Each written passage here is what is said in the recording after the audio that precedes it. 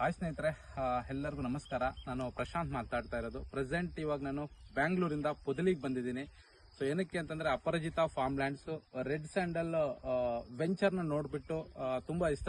ಯಾಕೆಂತಂದ್ರೆ ನಾವೇನು ಬ್ಯಾಂಗ್ಳೂರುಗಳಲ್ಲಿ ಇಲ್ಲ ಅಂತಂದ್ರೆ ಮಲ್ಟಿಪಲ್ ಸಿಟಿಗಳಲ್ಲಿ ಹೋಗ್ತೀವಿ, ಮನೆಗಳು, ಸೊ ಇಂಡಿಪೆಂಡೆಂಟ್ ಹೌಸ್ ಸೈಟ್ಗಳಿಗೆ ಹಾಕ್ತಿವಿ. ಬಟ್ ಮಲ್ಟಿಪಲ್ ಆಗೋದು ತುಂಬಾ ಕಮ್ಮಿ.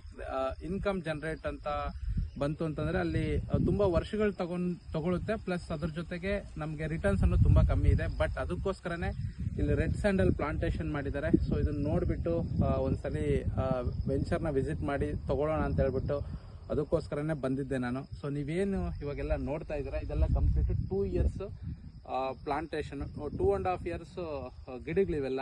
ಸೊ ಇವರು ನಾಟಿ ಮಾಡಬೇಕಾದ್ರೇನೆ ಫಸ್ಟ್ ಟೈಮು ಒಂದು 2.5 years ಗಿಡಗಳನ್ನ ತಗೊಂಡ್ಬಂದು ನಾಟಿ ಮಾಡ್ತಾರೆ. ಸೊ ಅದ್ರ ಜೊತೆಗೆ ರೂಟ್ ಕಲ್ಚರ್ ಪ್ಲಾಂಟೇಶನ್ ನ ನಾಟಿ ಮಾಡ್ತಾರೆ.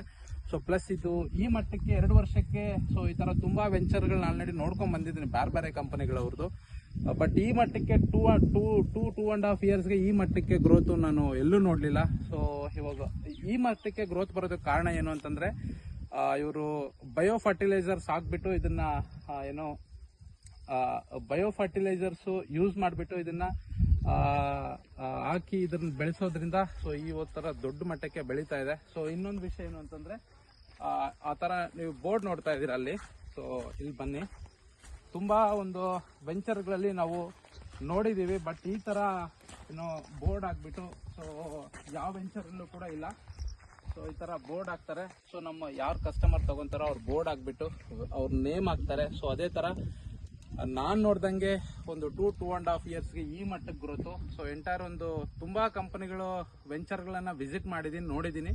ಸೊ ಈ ತರ ಗ್ರೋತು ನಾನು ಎಲ್ಲೂ ನೋಡ್ಲಿಲ್ಲ. ಸೊ ಅದಕ್ಕೋಸ್ಕರನೇ ಇಷ್ಟ ಆಗ್ಬಿಟ್ಟೆ ಬಂದು ಇಲ್ಲಿ ಬೈ ಮಾಡೋಣ ಅಂತ ಬಂದಿದ್ದೀನಿ. ಸೊ ತುಂಬಾ ಜನ ನಮ್ಮ ಕಡೆ ಪ್ಲಾನ್ ಮಾಡ್ಕೊಂಡು ಬಂದು ವಿಸಿಟ್ ಮಾಡಿಬಿಟ್ಟು ತಗೊಳ್ಳೋಣ ಅಂತ ಪ್ಲಾನ್ ಮಾಡ್ತಾ ಇದೀವಿ.